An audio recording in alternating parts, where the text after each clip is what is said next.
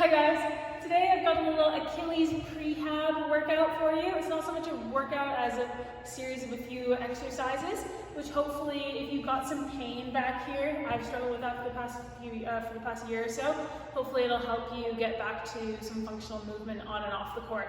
So you're going to start with some foam rolling. Okay, you're just going to sit down, you're going to loosen up the calf and the surrounding area by just rolling across. And also up and down. If this isn't quite enough pressure for you, you can grab a lacrosse ball or something that's going to get in there a little bit deeper. So you're going to do that for a couple minutes until it's nice and loose. And then we're going to go into some mobility. So the first mobility drill that I like to do is just stretching. So stretching up the calf, because we're going to be working down here, but first we want to make sure that the calf is a bit looser.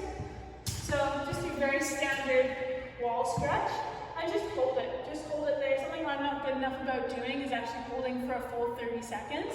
So we're gonna hold that, pretend that's been 30 seconds.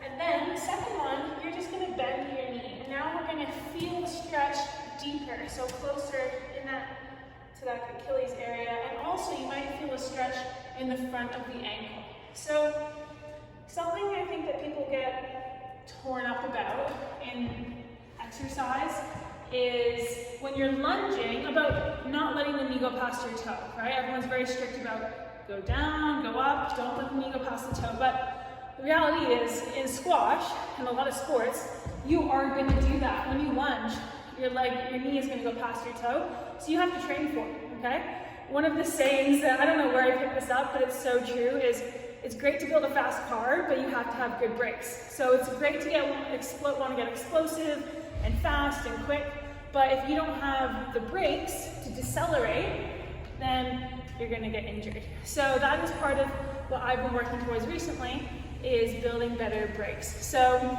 some of the exercises we're going to do now are going to help strengthen up this area so that hopefully you can play pain-free. So all of these exercises are body weight, which is great. You might want a step for some of them, but we can just improvise without that for now. So the first one, you're going to come onto both legs here. You're going to prop yourself up against a wall or a railing, and you're going to raise yourself up on both legs. And you might feel some tightness here, and so for me it's my right Achilles.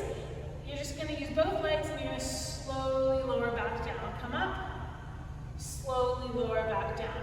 So this might be enough for you. If your pain is pretty intense, you're just going to start with that. The next level, Level 2, is raising up on both legs and then slowly lowering down on one leg. So up with both, and then this is called the eccentric portion.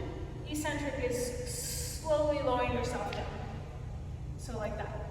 And now the third one, which is much tougher, is up on one leg and then down on one leg. And you want to take your time to come down here as well. Now there's a couple ways to progress it. One way is by actually standing on a step.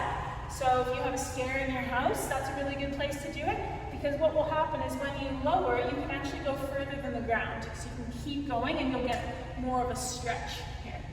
The second way to progress it is to do it without shoes on. You can see I'm wearing squash shoes. You're going to feel much more of a stretch. Your feet are going to be working way harder if you're doing it without shoes. They're providing you with a bit of cushion. And the third and the final part to this routine is to put it all together. So we've done our mobility and we have done our isometrics, and now we're going to put it together with the rest of the body. So I've got a cone here. You can use anything. You can use something that's a little bit taller, like a foam roller if you want. It doesn't really matter, but you're going to stand on the affected leg and you're going to slowly reach forward, put something down, pick it up, and then you can do that to the side. And then this one's quite tough. You're going to go across your body. You want to make sure this knee is going out, not going in. Oop, that's tough. Down and up. So you can see, I'll go from the side here. You can see my knee is coming forward. Now I'm not going like that, but my knee is going forward a bit, and I do want to train that. I want to train the stability and the strength in this motion. So you want to go nice and slow. Again, this is going to be harder if you don't have shoes on. So give those a shot.